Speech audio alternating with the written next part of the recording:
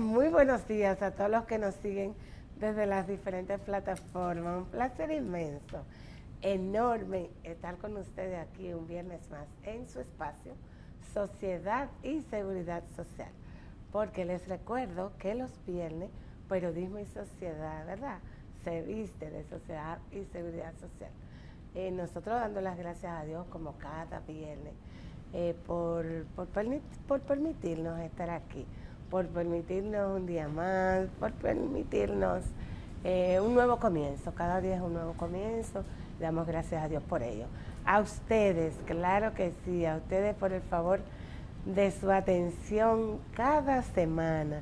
Nosotros tenemos que dar infinitamente las gracias y recordarle que estamos transmitiendo desde el canal 19 de Cinevisión, pero que usted debe tomar en cuenta que el canal 19 es para todos los cables. A mí me preguntan, ¿el canal 19 en qué cable? Y yo digo, no, en todos los cables el canal 19. Así que ya usted sabe, no importa el cable que usted tenga, pues en el canal 19 usted nos va a ver. Pero usted tiene todavía una diversidad de medios, tiene las redes sociales del canal 19, puede acceder por Google, usted en su buscador de Google, usted escribe el canal 19 en vivo y ahí estamos nosotros. Pero tenemos nuestras redes sociales también. Andrés Matos, el Facebook de Andrés Matos, y en el Facebook de Isabel Acevedo. Usted nos puede dar a seguir e inmediatamente comienza el espacio, pues le va a llegar esa notificación de que estamos en vivo. También usted puede entrar al YouTube de Periodismo y Sociedad, sí, es para que no se pierda el espacio que usted tiene toda esa disponibilidad. En el YouTube de Periodismo y Sociedad usted va a tener el programa en vivo, pero también quedan los programas una vez hemos terminado, pues esos programas están disponibles para ustedes en el YouTube de Periodismo y Sociedad y de Sociedad y Seguridad Social. Pero ¿para qué están esos programas? Para que usted los vea de nuevo, los comente, para que usted lo difiera, que usted lo mande a un amigo, que usted lo mande a algún familiar, porque estas informaciones que transmitimos a través de este programa pues son muy valiosas para usted, para toda la familia. Nosotros en nuestros saluditos acostumbrados, hay un saludito que hace día, ¿verdad? Teníamos que hacerlo de manera virtual, pero que ahora nosotros damos las gracias a Dios y nos regocijamos al poder, ¿verdad?, saludar de manera presencial a nuestro querido Andrés Matos, cariñosamente dicho, que está con nosotros aquí en el día de hoy. Matos, hola. Gracias, Isabel, gracias por permitirme de nuevo estar aquí en tu visto y escuchado programa. De verdad. Las gracias a Dios. Claro nos que ha permitido volver aquí a acompañarte y a todos los que han podido de una manera u otra hacer su aporte para que yo y Dios nos haya hecho recuperar esta salud en parte importante. Todavía estamos luchando por eso, pero gracias a Dios y a todas las personas, incluyendo mi familia, que ha hecho este gran esfuerzo para que yo me mantenga bien. Estamos aquí haciendo pinino, tratando de estar presente con nuestra teleaudiencia que nos ha mostrado tanta lealtad, tanta afinidad, tanta solidaridad, que de alguna manera tenemos que reciprocarla. Así es, Andrés, que todo lo que tú has sembrado en tantos años, más de 23 años, tiene Periodismo y Sociedad, ¿verdad?, en el aire, pues ya tú tienes ahí varias generaciones que son fieles a este contenido de Periodismo y Sociedad cada día, y tú tienes esa legión de personas que te sigue, que te tiene cariño, que te tiene aprecio, y que estuvo enviando sus oraciones para cada día, para que tú puedas hoy estar aquí con nosotros, y nosotros celebramos eso en el día de hoy. Andrés, nosotros... Es un honor para mí. Sí, gracias Andrés. Nosotros tenemos un espacio hoy muy importante, muy interesante, como cada semana, ¿verdad? Yo siempre me regocijo del contenido que traemos cada semana. Nosotros, antes de iniciar con el contenido de cada semana, pues le traemos una breve notita de qué estamos celebrando en el día de hoy y qué placer poder celebrar un día internacional tan importante. Entiendo y así lo siento, que para la humanidad debe ser importante. Andrés, estamos celebrando el Día Internacional de Nelson Mandela en el día de hoy. Nuestro director por ahí tiene un pequeño cortecito. Vamos a ver. ¿Está disponible? Vamos a ver si nos puede subir. The remaining years of my life in your hands. Pero ante todo, Mandela será recordado por el sacrificio personal que hizo para liberar el pueblo de Sudáfrica del sufrimiento que padecía bajo el régimen del apartheid. Tras pasar 27 años en la prisión de la isla de Robben, se convirtió en el primer presidente negro de Sudáfrica, lo que le llevó en varias ocasiones al podio de las Naciones Unidas.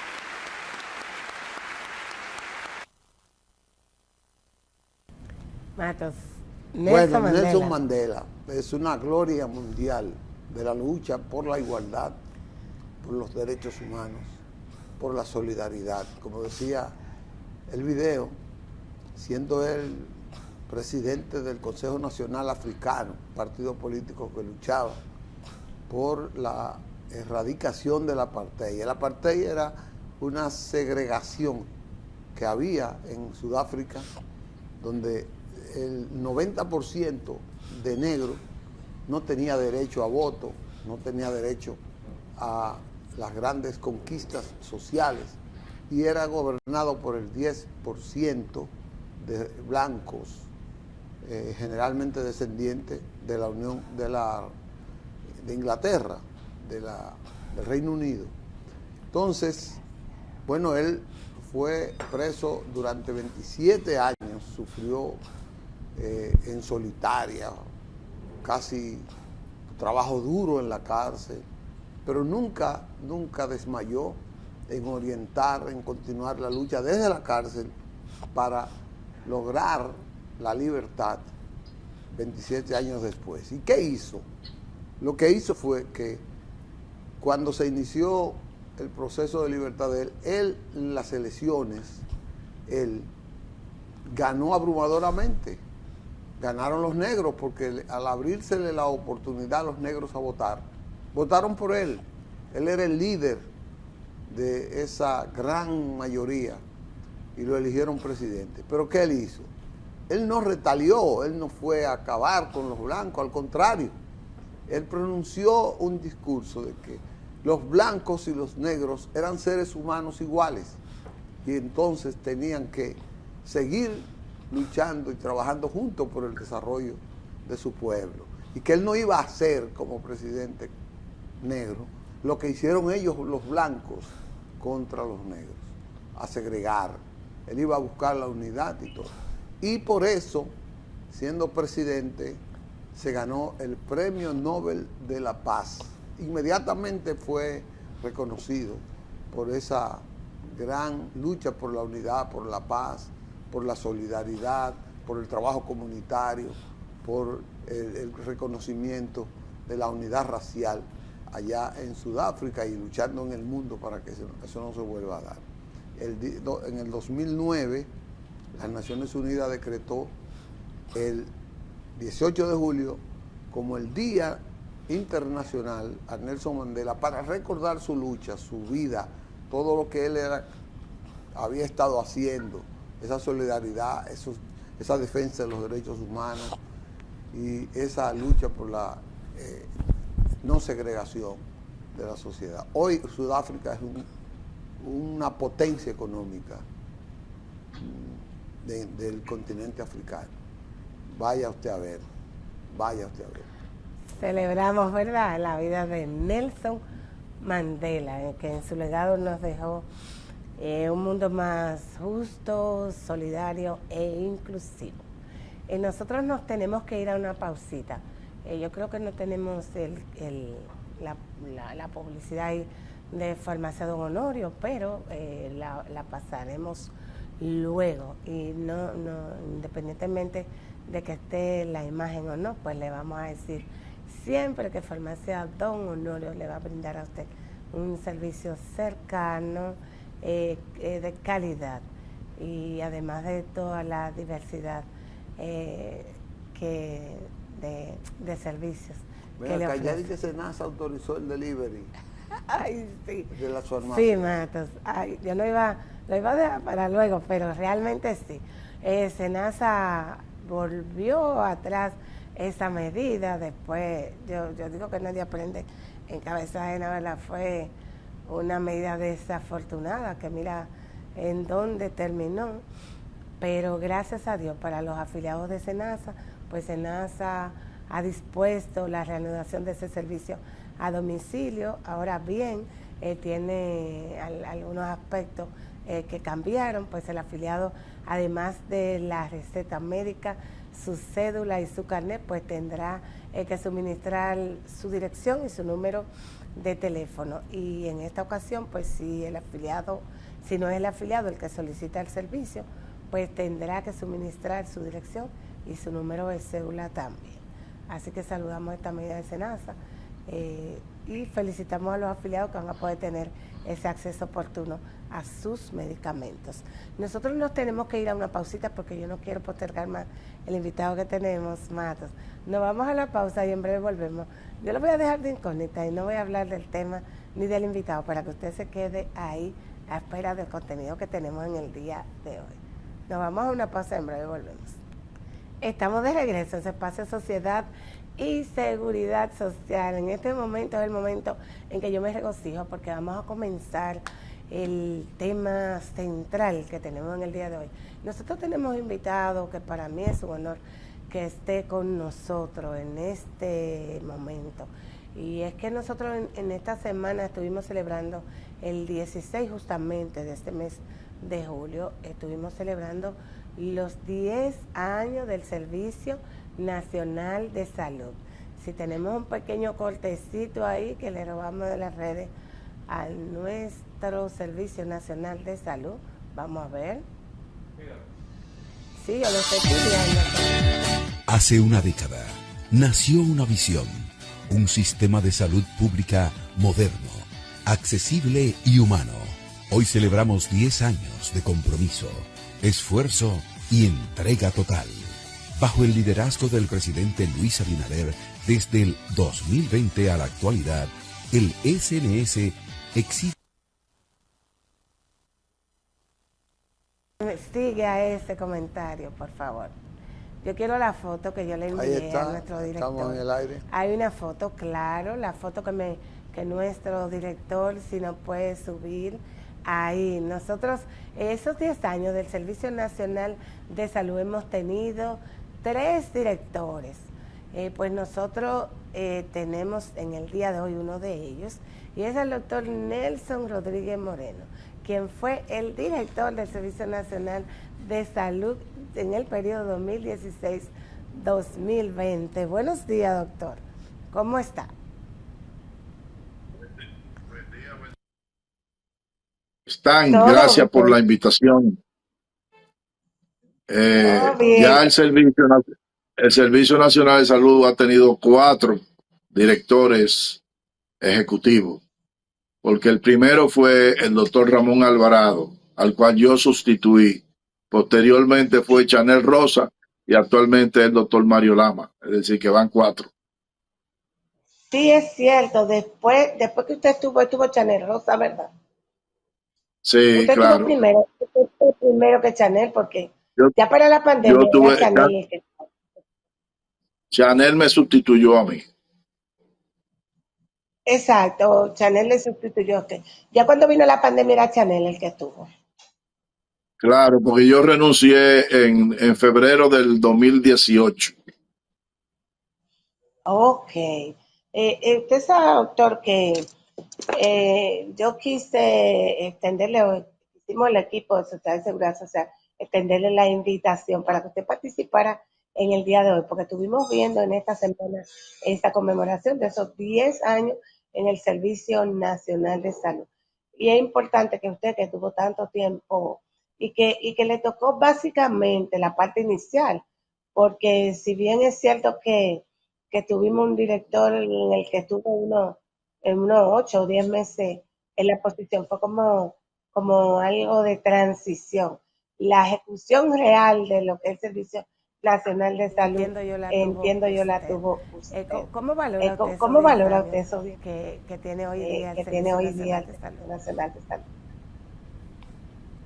Bueno, yo pienso que sobre todo que en el Servicio Nacional de Salud no se ha llegado a concretizar lo que debería ser realmente el Servicio Nacional de Salud. Ustedes recuerdan que el Servicio Nacional de Salud surge por un mandato de una ley que tenía como finalidad separar las diferentes funciones que tenía el sistema de salud.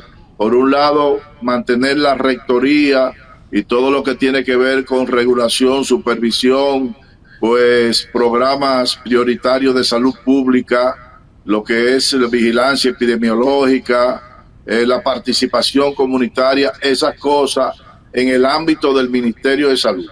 Y por otro lado, se separaba la competencia de proveer servicios de salud, que lo tenía también el ministerio, es decir, el ministerio administraba y gestionaba los hospitales públicos en la República Dominicana. Entonces, esas funciones, digamos que de una u otra manera, impedían que el Ministerio de Salud Pública pues cumpliera con lo que son las llamadas funciones esenciales de un Ministerio de Salud Pública. Entonces, todo lo que es proveer, es decir, dar asistencia médica de manera individual a través de los centros de salud, entonces público, recaía sobre el Servicio Nacional de Salud.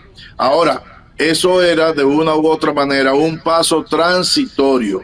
Realmente el Servicio Nacional de Salud, su verdadera competencia era pues propiciar la competencia en términos de gestión técnica, administrativa y financiera a los servicios regionales de salud, para que esos servicios regionales de salud, digamos que posteriormente operaran de una manera descentralizada, incluso hasta llegar a la autonomía. Ahora, ¿qué resulta? Que el Servicio Nacional de Salud lo que ha hecho es reeditar lo que hacía el Ministerio de Salud. Es decir, que ahora pues prácticamente se gerencian todos los servicios a partir del Servicio Nacional de Salud. Es decir, que ese proceso de conferir esas competencias a los servicios regionales de salud, pues de manera lamentablemente quedó estanca, y hoy en día pues el Servicio Nacional de Salud hace exclusivamente lo que hacía el Ministerio de Salud antes. Es decir, que cambiamos del Ministerio de Salud a una entidad que pues hace lo mismo y que tiene que ver pues con las contrataciones, con la designación de directores, de administradores, con la contratación de los médicos, con la asignación de presupuesto, en fin, es decir, desde el propio Servicio Nacional de Salud prácticamente se gestionan los otros hospitales a partir de delegaciones en unas direcciones que están en los hospitales. Y asimismo, por ejemplo, pues también lo que sería el primer nivel de atención que tenemos, con todas sus precariedades. De modo que desde ese punto de vista, yo pienso que el Servicio Nacional de Salud es poco lo que ha avanzado. Y además, que sigue todavía con un problema que incluso cuando yo era incumbente del Servicio Nacional de Salud, siempre resaltaba, y era la necesidad de la despolitización desde el punto de vista partidario del sistema de salud en la República Dominicana, lo que se convierte, digamos, en un obstáculo para el desarrollo eficiente del sistema de salud que tenemos hoy, sobre todo en el ámbito público. De modo que en ese sentido, pues, a mí me parece que se ha avanzado muy poco y nos hemos quedado, pues, haciendo en una larga transición, que haciendo más de lo mismo. Es decir, no ha habido cambio en esa, digamos, cultura política que tenemos en el sistema de salud, y la cual, pues, es un valladar para seguir avanzando, y eso interviene el que pudiéramos tener nosotros gerentes competentes en las instituciones, donde prime la meritocracia, sino que se siguen pues nombrando todo lo que tiene que ver con la parte gerencial y administrativa de los centros de salud de manera, digamos, política, es decir, por mérito político y no por mérito académico o por su competencia en ese quehacer que es el tema de administrar y gestionar pues los hospitales. Y todo lo que tiene que ver con nombramiento, pues seguimos en la misma, es decir, se nombran. Fíjate que ustedes más nunca, después que salimos del Servicio Nacional de Salud, usted no ha vuelto a ver un concurso de médicos especialistas en ningún lado, sino que se nombran grado a grado y lamentablemente en contubernio con el propio colegio médico que anteriormente demandaba los concursos y que hoy usted no oye que demandan concursos porque ellos reciben una cuota de esos nombramientos para nombrar a la gente que a ellos les interesa. En definitiva, ¿cuáles son los más afectados? Pues los profesionales del área de la salud, no solamente médica, sino aquella gente que no tiene el vínculo, que no tiene el padrinazgo, ya sea político o de cualquier otra índole para ser nombrado. De modo que eso afecta considerablemente el desempeño del sistema de salud en lo que respecta al área de la provisión de servicios, de atender a la salud de la gente y que pues de una u otra manera tiene que ver con la reducción importante de la demanda de servicios en los centros públicos, porque la gente, aún del subsidiado, se ha movido hacia clínicas privadas que toman el seguro subsidiado del Seguro Nacional de Salud.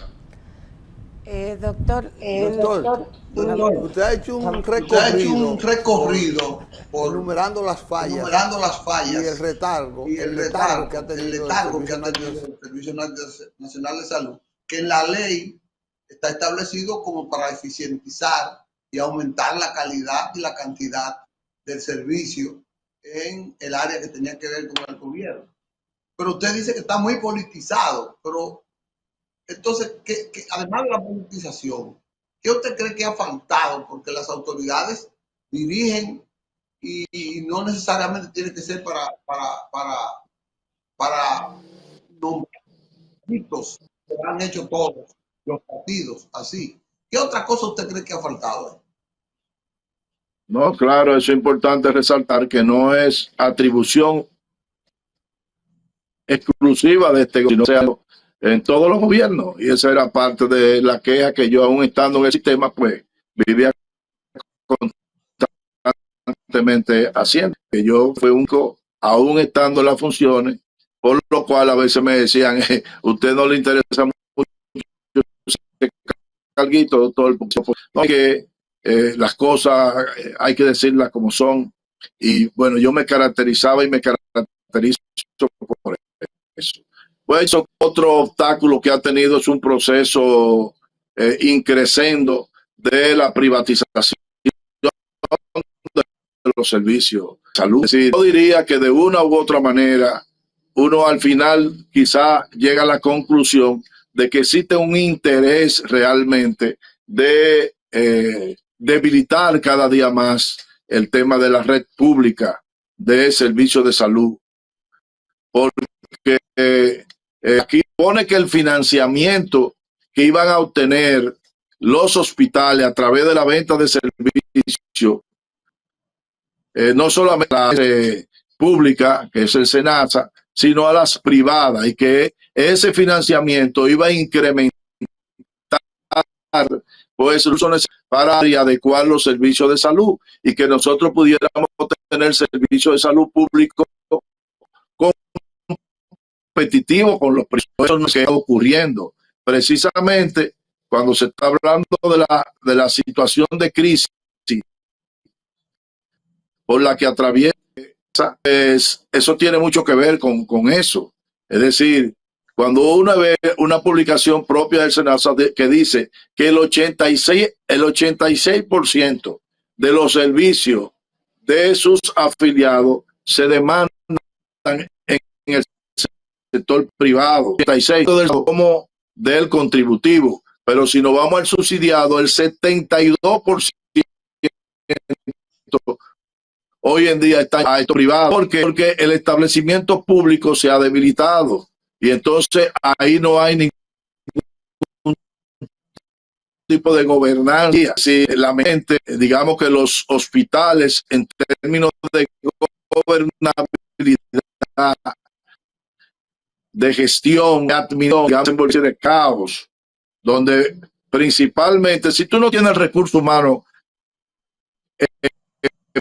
permanente que va a tener tanto por especialista, entonces, ¿cuál es la calidad de ese servicio cuando no están disponibles? Todos sabemos que es una prohijada incluso por el propio colegio médico, de que el médico apenas va una 2 horas, de que todo en los hospitales de más complejidad está en manos de los estudiantes de la especialidad, de los residentes.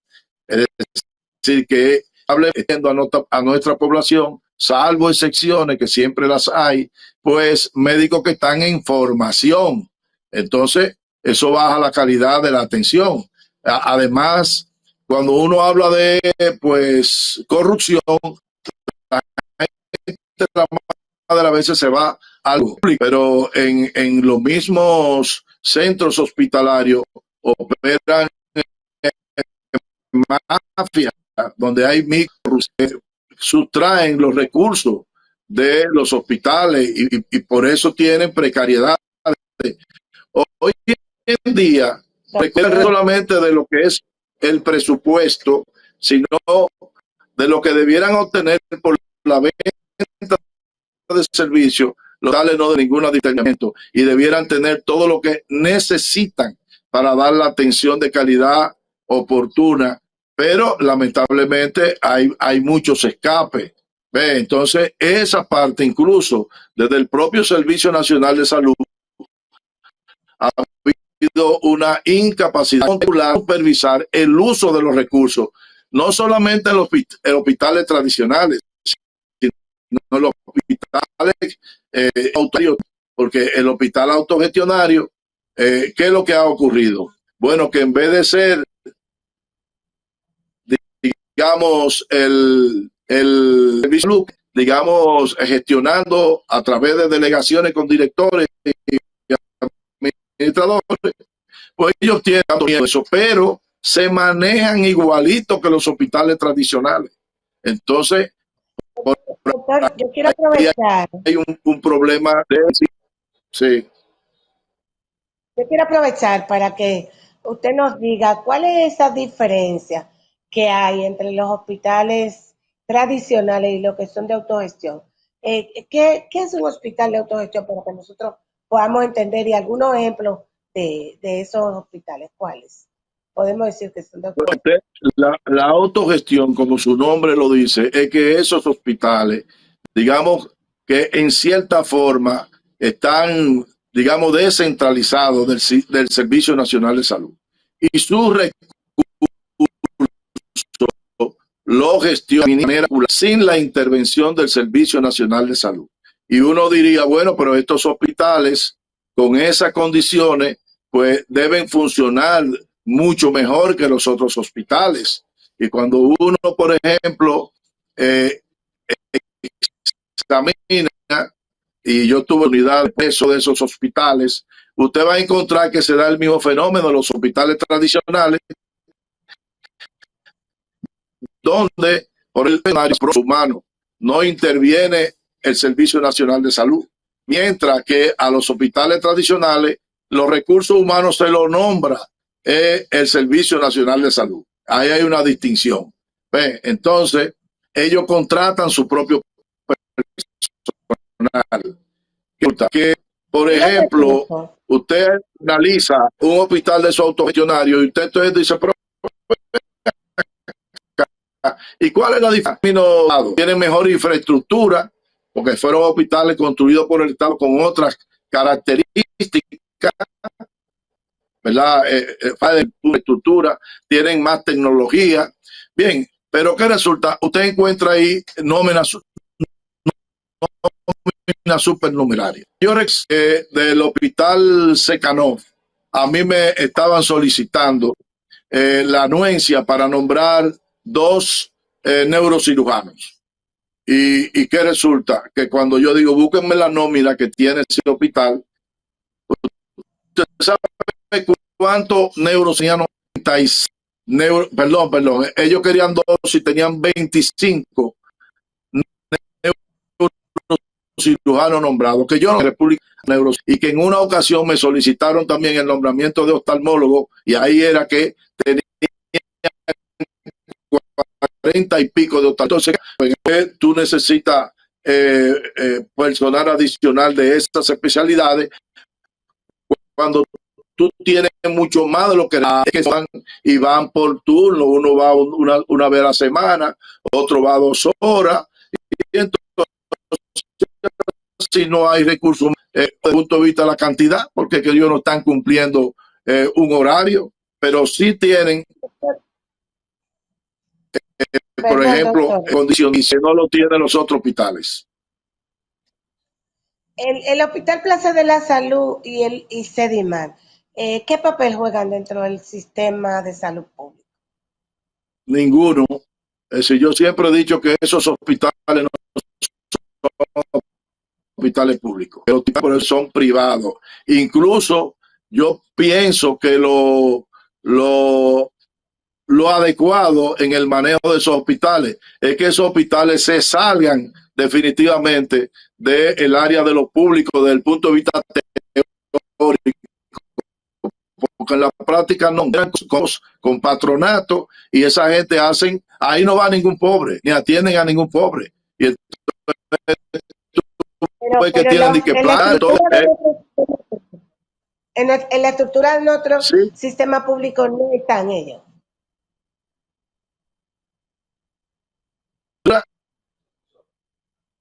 No escuché la pregunta. Si ellos figuran en la estructura de nuestro sistema público hospitalario. Claro, y no solamente eso, sino que reciben una subvención. Entonces, ¿qué pasa? Que ellos no le devuelven nada al pueblo. El que la última vez que yo vi eso, ellos recibían 23 millones mensuales a un de Plaza de la Salud, mensuales. Esas 2 subvenciones eran más que lo que recibían todos los hospitales, mucho más, sin tener ningún tipo de rendición de cuentas. Es decir, y operan como clínica privada. Entonces, eso por la práctica, uso y costumbre, como dicen, esos hospitales que se declaren privados y que ya se quitaron de 23 millones de pesos y que se la den a las redes de servicios de salud pública, que son las que están atendiendo la gente. Entonces, lo que debe ocurrir, pero eso no se toca. Hay un aspecto importante que vemos mucho en esos hospitales, por ejemplo, como esos 2, que el Estado no se preocupa por modernizar los equipos de la red hospitalaria del SNS. Es decir, usted ve que los equipos son antiguos, son obsoletos, ¿no? A veces para hacer un estudio hay que ir a un hospital privado para que un pobre pueda hacerse un buen estudio, una imagen. Entonces, ¿qué usted opina con respecto al papel del Estado con la modernización de la infraestructura moderna que debe tener un hospital? Pierde una cantidad de dinero en equipamiento de hospitales con tecnología de punta. Pero ¿qué pasa? Que tú tienes dentro de hospitales una confluencia de intereses. Muchos de los que están dentro de los hospitales incluso son dueños de servicios de salud privados. Y entonces la durabilidad o la vida media de utilidad de un equipo de eso, tú vas a encontrar que el hospital es mucho menor deliberadamente. Otro tema es que, por ejemplo, se hacen licitaciones para equipos. Por ejemplo, yo trataba de ser, porque tú tienes que licitar el equipo pero conjuntamente con eso tiene que ver está el programa a utilizar esos equipos y además de eso el mantenimiento preventivo de esos equipos por parte de la compañía que gana la. Entonces hay equipos de punta que están en hospitales donde el personal no sabe manejarlo y se compran y no se instalan. Fíjate todo el tema que hay que darle seguimiento a esa situación. Que no ha habido inversión. Incluso a veces yo detectaba en tecnología en hospitales de un nivel de ese equipo y lo que hacía era que lo trasladaba para otro hospital sin teniendo problemas incluso hasta con la comunidad, porque de que llegue un equipo ya no vale que tú le explicas de que ahí no hay posibilidad de utilizar ese equipo, que tiene que estar en un hospital de mucho más complejo. Todo un tema. Existían alrededor de 200 jóvenes que se capacitaron en biótica, todo lo que es con el manejo preventivo de esos equipos y correctivos, pero la mayoría de esos técnicos se desvincularon y al final terminaron en el sector privado, porque ese es uno de los temas que tenemos, que cuando hay cambio de los gobiernos, pues también porque hay técnicos, inversión en tiempo y dinero, pues muchos de esos técnicos pues lamentablemente se desvinculan para darle paso a la base de los partidos que están en el poder. Entonces es una situación difícil. Doctor, La escucho. nos quedan 2 minutos. Nos quedan 2 minutos. En esos 2 minutos es difícil lo que yo le voy a preguntar, pero yo quisiera que usted se tomara 1 minuto en cada uno. Y es el principal reto que usted tuvo como director del Servicio Nacional de Salud, es una de ellas. Y otra, su posición sobre la situación actual de SENASA, a grandes rasgos. Mire, el principal problema que yo tuve en el servicio fue un problema, es decir, porque todo el liderazgo político de los partidos, estoy hablando desde los gobernadores, todos quieren que le resuelvan problemas de tipo particulares. Entonces yo todo el tiempo me negué a eso y no permití en mi gestión que eso influyera. Pero fue un problema que al final fue lo que motivó mi renuncia. Es decir, que fue un problema de tipo político, hacer las cosas que sabemos que hay que hacer. El problema en el sistema de salud, como muchos, no es un problema de tipo técnico, está definido qué es lo que es. 1000 veces tenemos volteo de documentaciones y de estudios y de propuestas, está todo eso. Ahora lo que no ha existido nunca la voluntad para que puedan estos sistemas, tanto educación como salud, poder operar sin ese tipo de influencia, y de los gremios también, que operan como obstáculo al desarrollo de las áreas.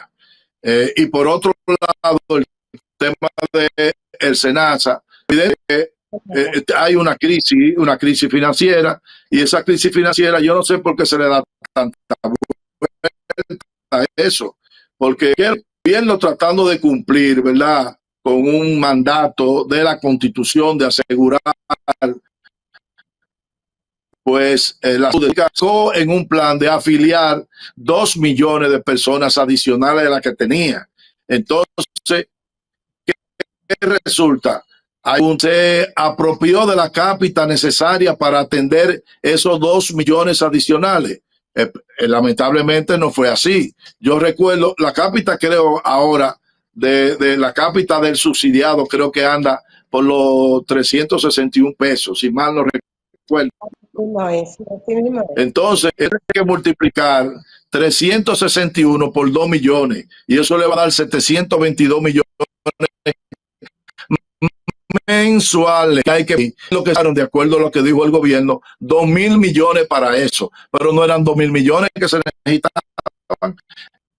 Entonces, 700 millones, 12, entonces le va a dar alrededor posiblemente de 7.000 y pico de millones de pesos, no 2.000 millones. Entonces, toda esa gente demanda servicio. ¿Y qué resulta? Que por el deterioro de la red pública se han ido hacia el sector privado una buena parte de eso. En titulado se está atendiendo en clínica privada. Entonces, ¿qué resulta? Que eso le encarece a la ARS pública el costo. El valor del plan básico es el mismo, pero se incrementan en temas de los insumos de habitación. Ese es un factor. Otro factor tiene que ver con el incremento de cobertura. Cuando SENASA dice, en vez de 1 millón de pesos para enfermedades de alto costo, tenemos 2 millones asignados por año por enfermedad, eso implica que hay que apoyar, no va a entrar en déficit. Además de eso, voy a decir algo que no lo he oído. Es decir, hay una serie de hospitales que tienen grupos médicos que sobre todo los temas de pacientes quirúrgicos subsidiados están en clínica privada, con lo cual favorecen a esas clínicas que son usualmente clínicas medianas y pequeñas y se favorece el hospital que deja de recibir ese dinero y el hospital se deteriora más porque no le están entrando esos recursos. Es decir, que eso nos van a dejar fuera del aire, doctor. Gracias, doctor, gracias. Todo estaba escrito de corrupción Doctor, gracias de verdad. Yo espero contar con su apoyo otro día para que continuemos tratando. Nosotros las gracias al doctor, las gracias a usted por estar ahí. Nos vemos el viernes próximo en Sociedad y Seguridad Social. Pero el lunes usted tiene una cita obligada con el doctor Alfredo Polanco y su sección Periodismo y Salud. Nos vemos el próximo viernes. Será hasta entonces.